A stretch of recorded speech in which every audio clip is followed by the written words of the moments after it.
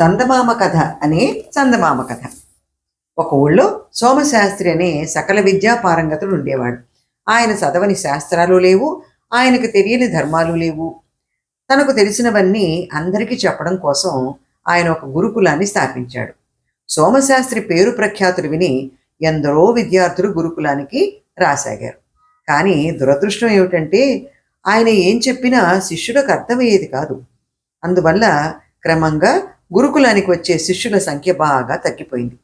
ఇలా ఉండగా ఆ ఊరికి సుశాంతుడనే నడివయసు వాడొకడొచ్చాడు.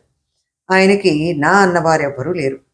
ఉన్న ఊళ్ళో ఆస్తంతా అగ్నికి ఆహుతి కాగా పూలమ్మిన చోట కట్టెలమ్మటం ఇష్టం లేక ఈ ఊరు చేరి ఒక ధనికుడింటికి వెళ్ళి తన కథ చెప్పుకున్నాడు. ధనికుడు అంతా విని, ఈ ఊళ్ళో చదువు చెప్పే సరైన గురువు లేక చాలా ఇబ్బందిగా ఉంది. నువ్వు పిల్లలకు చదువు చెప్పగలిగితే ఇక్కడ నీకు భుక్తికి లోటు ఉండదు అన్నాడు. సుశాంతుడికి అంతగా చదువు రాదు.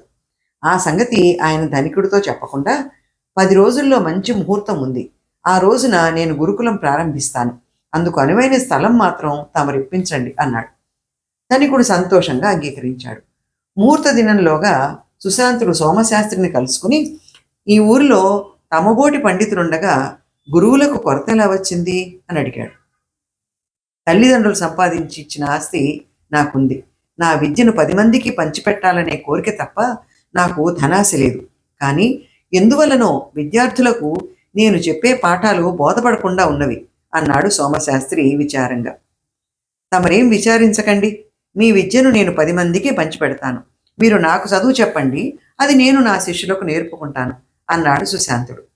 నా వల్ల కాని పని నీ వల్ల అవుతుందా అన్నాడు సోమశాస్త్రి సందేహంగా. అనుమానించకండి, మీరు నాకు చదువు చెప్పకపోతే నాకు భుక్తి గడవదు అన్నాడు సుశాంతుడు. సోమశాస్త్రి మారు మాట్లాడకుండా సుశాంతుడికి చదువు చెప్పడానికి ఒప్పుకున్నాడు. 10 రోజుల్లోనే సుశాంతుడు సోమశాస్త్రి వద్ద కొంత నేర్చుకుని గురుకులం ప్రారంభించాడు. సుశాంతుడు అవగాహన గొప్పది. ఆయన సోమశాస్త్రి చెప్పే ప్రతి విషయాన్ని చక్కగా ఆకలింపు చేసుకుని దాన్నే చక్కని రూపంలో చిన్నపిల్లలకు అర్థమయ్యే విధంగా చెప్పేవాడు. సుశాంతుడి బోధనా పద్ధతి పిల్లలకు చక్కగా సరిపడింది.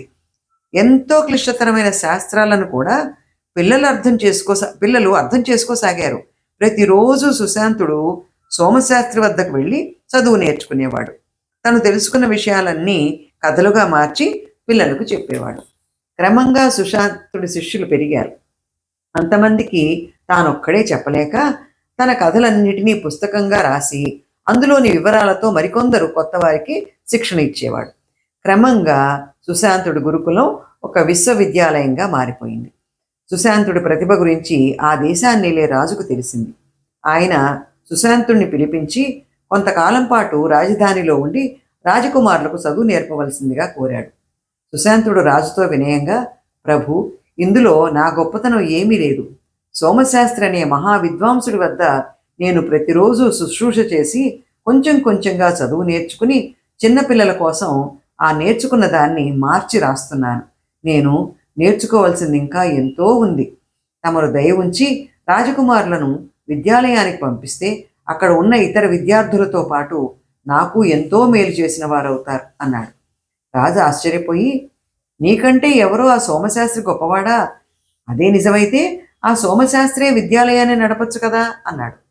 ప్రభు, మీకు తెలియందేమున్నది? ఈ సృష్టికి శక్తినిస్తున్న సూర్యుణ్ణి మనం కళ్ళు తెరిచి చూడగలమా?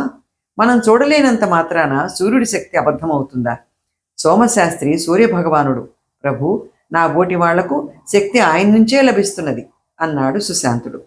రాజు వెంటనే, సోమశాస్త్రి సూర్యభగవానుడైతే తేరిచూడ అశక్యమైన ఆ తేజాన్ని వెన్నెలగా మార్చి మనుషులపై కురిపించే చందమామవు నువ్వు అని అప్పటికప్పుడే తన కుమారులను సుశాంతుడి వెంట విద్యాలయానికి పంపాడు. ఆనాటి నుంచి సుశాంతుడికి చందమామ అన్న కొత్త పేరు కూడా వచ్చింది.